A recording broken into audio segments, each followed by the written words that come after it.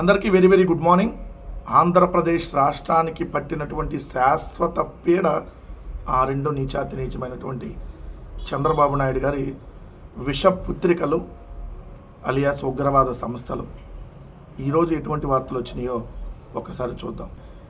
తిరుమల తిరుపతి దేవస్థానం board అంటే TTD board అనేక తప్పుడు నిర్ణయాలను తీసుకుంటా ఉన్నది. బిఆర్ నాయుడు అనేటటువంటి వ్యక్తి చైర్మన్గా వచ్చిన తరువాత ఈ 19 నెలల కాలంలో తిరుమలలో అనేక అపచారాలు జరుగుతూ ఉన్నాయి.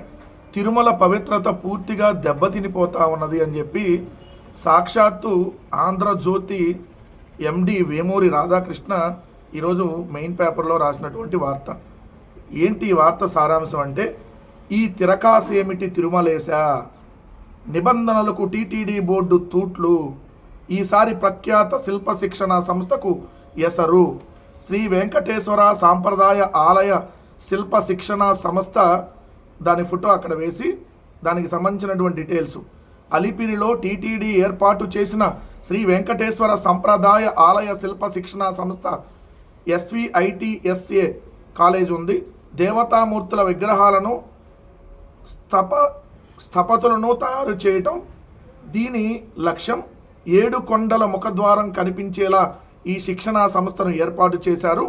ఇంతటి విశిష్టత ఉన్న ఈ సంస్థను కూల్చేందుకు బిఆర్ నాయుడు నిర్ణయం తీసుకున్నారు. అక్కడ భక్తుల కోసం టౌన్షిప్ నిర్మించాలని చైర్మన్ బిఆర్ నాయుడు స్వయంగా ప్రతిపాదించారు. బోర్డులో ఆమోదింపజేసుకుని తీర్మానం కూడా చేయించేశారు. వాస్తవానికి అలిపిరి చెర్లోపల్లి రహదారిలో తిరుపతికి సమీపంలోని పేరూరు గ్రామ పరిధిలో టౌన్షిప్ ఏర్పాటు చేయాలని ఇంజనీరింగ్ అధికారులు ప్రతిపాదించారు. ఇక్కడ టీటీడీకి ఖాళీగా 20 ఎకరాల భూమి ఉంది.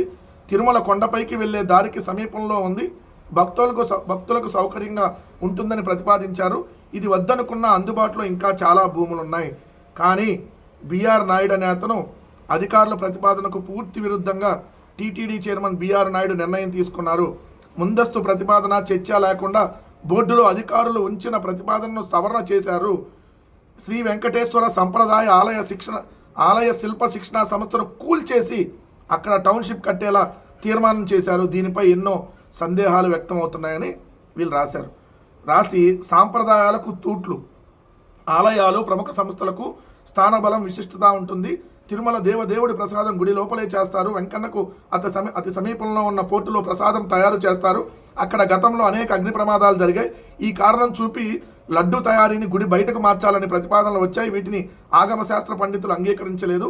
సమస్యలున్న ఆలయం లోపలే లడ్డు ప్రసాదం తయారీ జరగాలని నిర్దేశించారు. అలాగే దేవతామూర్తుల శిల్పాల తయారీ 7 కొండల ముఖద్వారం కనిపించేలా సప్తగిరులు బ్యాక్గ్రౌండ్లో ఉండాలని 1960లో టీటీడీ నిర్ణయించింది. ఇది కూడా సాంప్రదాయంలో భాగమే.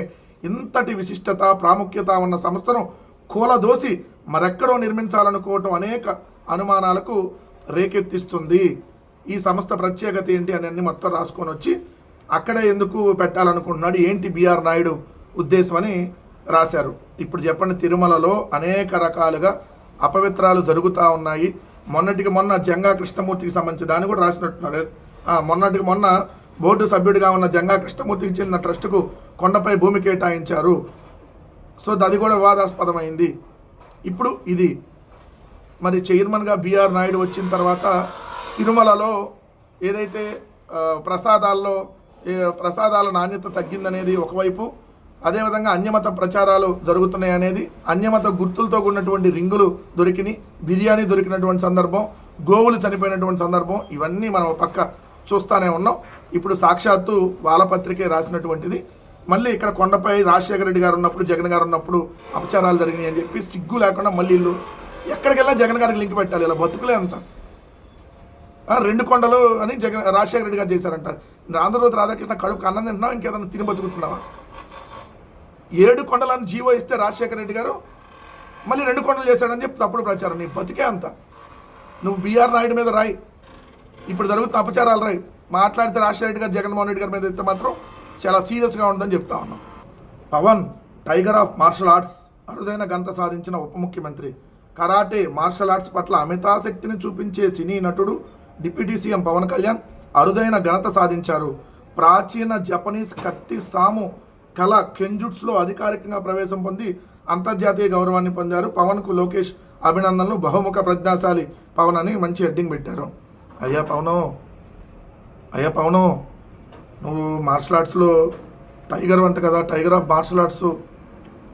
30,000 మంది మహిళలు మిస్ అయ్యారు పవను, ఎప్పుడు తీసుకొని వస్తున్నావు? అయ్యా సుగాలి ప్రీతిని చంపినాన్ని మార్షల్ ఆర్ట్స్తో ఏదైనా చేసే పవను. మచ్చుమర్రిలో 9 ఏళ్ల బాలికని నంద్యాల జిల్లా మచ్చుమర్రిలో 18 నెలలు అయింది పవను, సంవత్సరం అయింది. అమ్మాయిని అత్యాచారం చేసి హత్య చేశారు పవను. నువ్వు మార్షల్ ఆర్ట్స్లో తోపు పవను, తీసుకురావచ్చు కదా పవను, ఎప్పుడు తీసుకుని వస్తున్నావు పవను? పిఠాపురంలో అత్యాచారాలు జరుగుతున్నాయి పవను, నీకు మార్షల్ ఆర్ట్స్ వచ్చు కదా పవను, ఏదైనా చేయొచ్చు కదా. అయ్యా పిఠాపురంలో కుల వివక్ష జరుగుతుంది పవను, ఏదైనా చెయ్యి పవను. మార్షల్ ఆర్ట్స్లో నువ్వు టైగరు పవను, ఏదైనా చేయొచ్చు కదా పవను. ఇవన్నీ రాష్ట్ర ప్రజలు కూడా అడుగుతా ఉన్నారు పవను.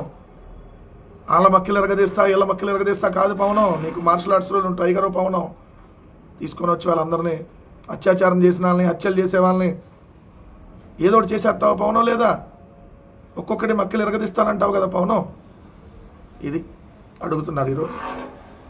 మిస్టర్ మాదాపూర్లో ఉండేటటువంటి పవన్ కళ్యాణ్ గారిని, అలియాస్ పిఠాపురం ఈవీఎం ఎమ్మెల్యేగా ఉన్న పవన్ కళ్యాణ్ గారిని, మంచిగా ఈ ఫోటోలో మార్షల్ ఆర్ట్స్ అద్భుతంగా కనపడుతున్న పవన్ని, అరుదైన గంత సాధించిన పవన్ని, ఇవన్నీ ప్రజలు అడుగుతూ ఉన్నారు. అత్యాచారాలు, హత్యలు జరుగుతున్నాయి, మక్కిలు ఎరగదీయండి మార్షల్ ఆర్ట్స్, మీరు తోపు పవను. ఆంధ్రప్రదేశ్ రాష్ట్ర ముఖ్యమంత్రిగా జగన్మోహన్ రెడ్డి గారు ఉన్నప్పుడు ఏదన్నా కంపెనీలకి అంటే పరిశ్రమలకి ఎక్కడన్నా భూములు కేటాయిస్తే అది జగన్ బినామీ కంపెనీ అని చెప్పి ప్రచారం చేసింది ఇదే ఈనాడు దినపత్రిక, ఇదే తెలుగుదేశం పార్టీ, ఇదే ఆంధ్రజ్యోతి, వీళ్ళందరూ. కానీ ఈరోజు చూడండి, షిరిడీ సాయి ఎలక్ట్రికల్స్కు 540 ఎకరాలు. కడప జిల్లా కొప్పర్తిలో షిరిడీ సాయి ఎలక్ట్రికల్స్కి, అంటే ఈ కొప్పర్తి అనేది జగన్మోహన్ రెడ్డి గారు ఉన్నప్పుడు, ఈ కొప్పర్తి మ్యానుఫ్యాక్చరింగ్ హబ్ అనేది జగన్మోహన్ రెడ్డి గారు ఉన్నప్పుడు తీసుకొని వచ్చారు. సో ఆ కొప్పర్తి ఇండస్ట్రియల్ ఏరియా అనేది, ఆ కొప్పర్తి ఇండస్ట్రియల్ ఏరియాలో షిరిడీ సాయి ఎలక్ట్రికల్స్కు ఎకరం 5 లక్షల రూపాయల చొప్పున 540 ఎకరాల భూమిని ప్రభుత్వం కేటాయించింది. ఏం చేస్తారు అక్కడ వాళ్ళంటే, గ్రీన్ఫీల్డ్ మ్యానుఫ్యాక్చరింగ్ ఫెసిలిటీ కేంద్రంలో ఎలక్ట్రికల్ స్టీలు, ప్యాకేజ్ సబ్స్టేషన్లు, రింగ్ మెయిన్ యూనిట్లు, ప్యానెల్ బోర్డులు, విండ్ మస్ట్ అండ్ ఎలక్ట్రికల్ పరికరాల తయారీ యూనిట్ను 4,914 కోట్లతో ఈ సంస్థ ఏర్పాటు చేయనుంది. తద్వారా 5,000 మందికి ఉద్యోగాలను కల్పించనుంది. ఈ సంస్థకు 100% స్టాంప్ డ్యూటీ, స్టేట్ జీఎస్టీ మినహాయింపులకు ప్రభుత్వం ప్రకటించింది. పారిశ్రామిక విధానం మేరకు నీటిని సరఫరా చేయాలని జలవనరుల శాఖ ఆదేశించింది. అదే షిరిడీ సాయి ఎలక్ట్రానిక్స్ కూడా మీరు ఇప్పుడు 100% స్టాంప్ డ్యూటీ, స్టేట్ జీఎస్టీ తీశారు కదా. అదే జగన్ గారు ఉన్నప్పుడు అదే షిరిడీ సాయి ఎలక్ట్రికల్స్కి ఏమన్నా భూములు కేటాయిస్తే వీళ్ళు పెట్టినటువంటి హెడ్డింగ్లు చూడండి. జగన్ ప్లస్ విశ్వేశ్వరరెడ్డి = 92,000 కోట్లు. ఏడాది కాలంలో షిరిడీ సాయి ఎలక్ట్రికల్స్కు జగన్ సర్కార్ కట్టబెట్టిన కాంట్రాక్టులు, ప్రాజెక్టుల విలువ అక్షరాల 92,000 కోట్ల రూపాయలు. వైకాపా అధికారంలోకి వచ్చేంత వరకు ఇది కేవలం విద్యుత్ ట్రాన్స్ఫర్ల తయారీ సంస్థ మాత్రమే. మరి ఇప్పుడు యావత్ విద్యుత్ శాఖనే లొంగ తీసుకొని ఆటాడిస్తుంది. కారణం ఆ సంస్థ యజమాని వైఎస్ఆర్ జిల్లాకు చెందిన విశ్వేశ్వరరెడ్డి ముఖ్యమంత్రి జగన్మోహన్ రెడ్డికి అత్యంత సన్నిహితుడు కావటమే. వైఎస్ఆర్ జిల్లాకు చెందిన షిరిడీ సాయి ఎలక్ట్రికల్ సభ మామూలుగా లేదు. ఈ సంస్థ ముందు ఎలాంటి నిబంధనలు పనిచేయని స్థితి. కానీ ఇప్పుడు జగన్ గారు వచ్చిన తర్వాత 92,000 కోట్లు అలా విలువైనటువంటి ప్రాజెక్టులు ఈ సంస్థకు కేటాయించారు. షిరిడీ సాయి చెప్పిందే వేదం. షిరిడీ సాయికి అలా దోచిపెట్టారు, ఇదిగో ఇలా దోచిపెట్టారు, ఇదిగో 150 కోట్ల విలువైన స్థలము షిరిడీ సాయి ఎలక్ట్రికల్స్కి కట్టబెట్టేశారు, Kadapa Brown information technology city పేరుతో అని చెప్పి అడ్డగోలుగా వార్తలు రాశారే. అంటే మీరున్నప్పుడేమో ఏం చేసినా సంసారం డాష్ డాష్ డాష్, జగన్ గారు చేస్తేనేమో అది dash dash dash dash dash dash. ఎంత విషయం చెప్పారో మీరు చూడండి. పరిశ్రమకులు భూములు కేటాయించాలని ఎవరూ తప్పు పట్టట్లేదు. కానీ మీరు అప్పుడు రాసినటువంటి వార్త ఏంటి, ఇప్పుడు మీరు పెట్టినటువంటి హెడ్డింగ్ ఏంటి అంటే మీరేం చేసినా కరెక్ట్, జగన్ గారు చేస్తే మాత్రం వాళ్ళు తప్పు అనేది అలా ప్రొజెక్ట్ చేశారనేది ఈ వార్త ఉద్దేశం. చంద్రబాబు నాయుడు కొంతమంది ఊర కుక్కలని, కొంతమంది ఊర పందులని రోడ్ల మీదకు వదిలాడు. ఆ రోడ్ల మీదకు వదిలితే వాళ్ళు ఏది పడితే అది, నోటికి ఏది వస్తే అది మాట్లాడటం, ఏది పడితే దాన్ని పీక్కు తింటాం, ఈ విధంగా ఒక రాబందుల గుంపులాగా దాన్ని తయారు చేశాడు. దానిలో భాగంగా కొంతమంది రిటైర్ అయినటువంటి వాళ్ళు, ఇంకొంతమంది బ్రోకర్లు, వీళ్ళందరినీ పెట్టి వాళ్ళు ఒక పెద్ద మేధావులు ముసుగు జగన్ గారి మీద విషం కక్కటం. ఇక్కడ దీంట్లో భాగంగా జగన్పై మండిపడ్డ విశ్రాంత డీజీ ఏబి వెంకటేశ్వరరావు. అమరావతిపై విషం కక్కితే ప్రజలు రాజకీయంగా సమాధి కడతారు. ప్రతిపక్ష హోదా కూడా లేని వైకాపా అధినేత జగన్కు అమరావతిపై మాట్లాడే అర్హత లేదని రాజధాని రైతులు ఆగ్రహం వ్యక్తం చేస్తున్నారంట. రాజధానికి రాజకీయంగా సమాధి కడతారని హెచ్చరించాడు. జగన్ మాటలు పట్టించుకోవడం సమయం వృధా అన్నాడు. అసలు నువ్వెవడవే? చంద్రబాబు నాయుడు దగ్గర బ్రోకర్వి, ఎమ్మెల్యేలు కొనుగోలు చేసేదంటే పెద్ద బ్రోకర్వి. నీ బతికెవడో తెలియదు. కుల గజ్జితో, కుల ఉన్మాదంతో కొవ్వెక్కి కొట్టుకుంటా ఇష్టం వచ్చినట్టుగా నోటికి ఏది వస్తే జగన్మోహన్ రెడ్డి గారి మీద మాట్లాడితే ఎలా బుద్ధి చెప్పాలో అలా చెప్తాం. ఎలా బుద్ధి చెప్పాలి, అడ్డంగా బుద్ధి చెప్పాలంటే అడ్డంగా బుద్ధి చెబుతాం, నిలువుగా బుద్ధి చెప్పాలంటే నిలువుగా బుద్ధి చెబుతాం. పెచ్చ వాగుడు వాగొద్దు మిస్టర్ ఏబి వెంకటేశ్వరరావు. జగన్మోహన్ రెడ్డి గారి ఇంటి దగ్గర పాలేరు పని చేయడానికి కూడా పనికిరానటువంటి బతుకు నీది. జగన్మోహన్ రెడ్డి గారి మీద విమర్శ చేసే స్థాయి అనేది నీ బతుకు, నీ బ్రోకర్ బతుకు ఎవరికి తెలియదు. నువ్వు చేసిన లత్కోరు పనుల గురించి చేస్తే ఒక చరిత్ర పుస్తకం రాయొచ్చు నీ బతికేంటనేది.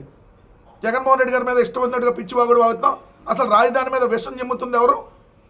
రాజధాని మీద జగన్ గారు అడిగింది ఏంటి, మీరు చెప్పింది ఏంటి, మీరు మాట్లాడుతుంది ఏంటి? మీలాంటి వాళ్ళందరూ, మీలాంటి పనికి మాలిన బ్రోకర్లందరూ వక్రీకరిస్తుంది ఏంటి?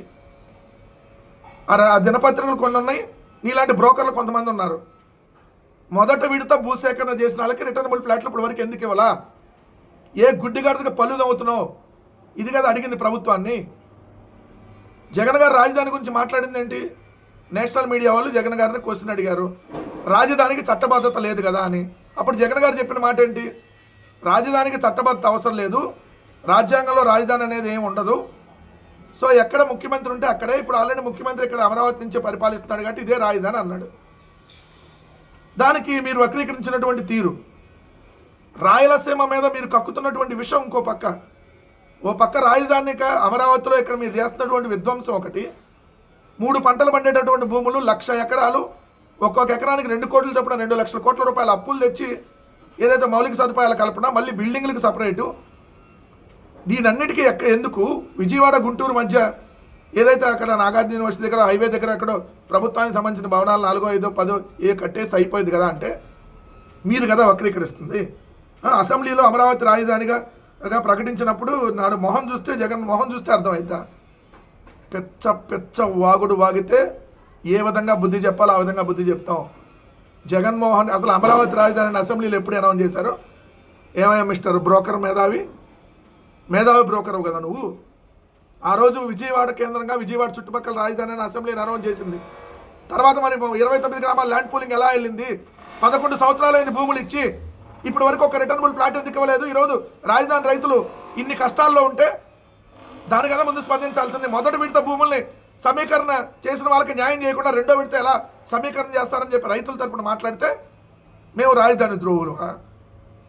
రైతు రామారావు ఉసురు నీకు కూడా తగులుతుంది. నీకు సిగ్గు శరం ఏమన్నా కొద్దిగా ఏడి సత్తే నువ్వు మనిషి పుట్టక పుడితే mister AB Venkateswara Rao, mister broker Venkateswara Rao, నువ్వు మనిషి పుట్టక పుట్టుంటే వెళ్ళి రామారావు కుటుంబం దగ్గరికి వెళ్ళి రామారావు కుటుంబాన్ని ఆదుకో.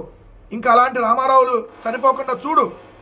నువ్వు పెద్ద పుడింగి అయితే ఇష్టం వచ్చినట్టుగా జగన్మోహన్ రెడ్డి గారి మీద కారు కోతలు కూస్తే ఖబర్దార్. వైఎస్ఆర్ కాంగ్రెస్ పార్టీ సైనికులు గట్టిగా అరిస్తే జై జగన్ అనే గుండె చప్పుడుకి మీరేమవుతారో ఆలోచించుకోండి. గట్టిగా అరిస్తే ఇష్టం వచ్చినట్టుగా నిన్ను మించిన సైకో కానీ, నిన్ను మించిన కుల ఉన్మాది కానీ, కుల గజ్జిగాడి కానీ ఇంకెవడ ఉన్నాడా? రాయలసీమ మీద మీరు రాయలసీమ ఎత్తిపోతే అవసరం లేదని చెబుతారా మీరు? ఏం తెలుసా? నేను ఏం చదువుకున్నావు? నువ్వు ఏం చదువుకున్నావు? కడుపుకి అన్నమే తింటున్నావా? కడుపుకి అన్నం తినేవాడు ఎవడన్నా రాయలసీమ లిఫ్ట్ ఇరిగేషన్ వద్దని అంటాడా? అది పనికిమాలని అంటాడా? ఇలాంటి పనికిమాలిన బ్రోకర్లు అంటారు. రాయలసీమ లిఫ్ట్ ఇరిగేషన్ పనికిరాదన్నాడు బ్రోకరు, పనికిరాదన్నాడు చెత్త ఎదవ, పనికిరాదన్నాడు కడుపుకి అన్నం తింటల్లా. ఎవడైతే రాయలసీమ ఎత్తిపోతల పనికిరాదు అంటే వాడు కడుపుకి అన్నం తినట్లేదు, అశుద్ధం నిన్ను బతుకుతున్నట్టుగా భావించాలి. ఒక టీఎంసీ విలువ మీకేం తెలుసు? రాయలసీమకి తాగునీరు సాగునీరు తీసుకెళ్తుంటే ఓర్చుకోలేరు. మీ దృష్టిలో అమరావతి ఎత్తిపోతలు కావాలి, రోజు నీళ్ళు ఎత్తి తోడిపోసి జేబులో వేసుకోవాలి డబ్బులు. ఇది కదా మీ బ్రోకర్ బతుకు. ఈయన పెద్ద రాజకీయ పార్టీ పెడుతున్నా అంట. యాడ్ నుంచి వచ్చి నేను డబ్బులు నీకు? నువ్వు ఐపీఎస్గా సంపాదించేసావా రాజకీయ పార్టీ పెట్టే అంత? లేదంటే చంద్రబాబు నాయుడు నీలాంటి బ్రోకర్ల చేత అటు ఇటు పార్టీలు పెట్టిస్తా ఉంటాడు కదా, అట్లా పెట్టిస్తున్నాడా? ఇంకొకసారి మేధావుల ముసుగులో పెచ్చ వాగుడు జగన్మోహన్ రెడ్డి గారి గురించి వాగితే ఖబర్దార్. అడ్డంగా అయినా నిలువుగా అయినా ఎలా బుద్ధి చెప్పాలంటే అలా బుద్ధి చెబుతాం. ఎక్కడ మీ ఉడతూపులకి ఎవడు భయపడేవాడు లేడు. మీలాంటి బోకర్లను చాలామందిని చూసొచ్చాం. మీలాంటి పనికిమాలిన సన్నాసులు దద్దమల్ని చాలామందిని చూసి ఇక్కడికి వచ్చాం. మేము ఇక్కడ దాకా వచ్చాం. ఇంకొకసారి పిచ్చి వాగుడు వాగితే జగన్మోహన్ రెడ్డి గారి గురించి చీరేస్తాం, గుర్తుపెట్టుకోమని చెబుతా ఉన్నాం.